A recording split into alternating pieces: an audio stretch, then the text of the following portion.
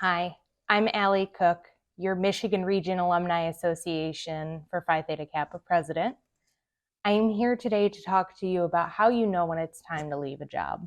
Now, this can be kind of a tricky subject. Some of us may feel just kind of settled in our role, or maybe we love our company and we're just not ready to move on. And there are some of us that may just absolutely hate what we do. And I can be honest in saying I've had many of those jobs where I just have this deep, aching sense of dread. I feel like many of you probably know what I'm talking about as well. And sometimes you just know. However, I'm going to talk about some helpful tips today so you know for sure when you're ready to leave a job and that it's a good idea. So, the first thing to look out for is that you don't have passion for your job. Now, this can be extremely challenging at times because it doesn't make it any easier to do a really good job. If you don't have that passion, there's also likely not a sense of fulfillment. You start getting really depressed. It makes it hard to go to work. Nobody likes that. Everybody wants to feel some kind of fulfillment in their life. And it's important that you get that from work, especially given that we spend so many hours a day working. Feeling underutilized can be a real issue at work and can really play into this depression feeling that one may have. If a company is not seeing your value, you're not in the inner circle, it can be extremely challenging to feel valued and feel like you have a purpose, get that sense of fulfillment, because whether you believe it or not, that sense of fulfillment is going to be really important at the end of the day. And if you don't have that satisfaction from what you do, it's not going to work out. It's not about the money, unfortunately, at the end of the day.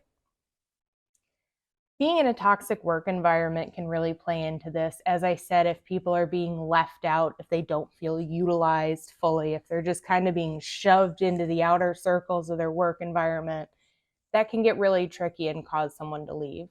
And it's justly so. There are a lot of unethical actions that companies will take or managers will try to pass off. And it's okay to leave because of those reasons. I have found that in most job interviews, if the topic comes up and you're able to justly explain without bad mouthing the company overly so, then it works out. I have had companies ask me to commit insurance fraud, things of that nature, and I have walked away and been able to accurately explain it and get my way through job interviews and not have it affect me. Now, not having growth opportunities is going to be a huge issue as well, especially if you're looking to make a career out of it. There are jobs like maybe you're working at Arby's. You're just working at Arby's. You don't need to move up. You don't want to be there a long time. You just need something to pay the bills. And that's okay. This one may not apply to you. But if you're maybe in a marketing role and you really want to keep moving up and you want to keep succeeding, but the company never has open roles, it's okay to look somewhere else. It's not a bad thing to seek out new opportunities, and no good leader is going to feel strongly against you for that.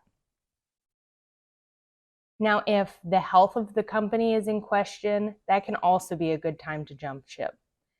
Job stability is really important, and if a company looks like they're going under, a lot of companies may leave at that time, and the ones that do stay often don't have the best experience, very negative mentality in my experience. This could be maybe a franchise is changing, maybe it's being sold out, companies are being acquired, depending on the industry that you're in.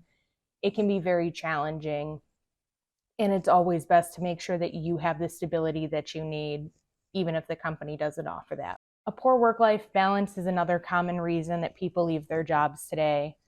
There is a certain expectation that's held, and rightly so, of being able to live your life while also being able to pay your bills. And a lot of companies didn't respect this prior. However, we're getting better depending on the job that you're in.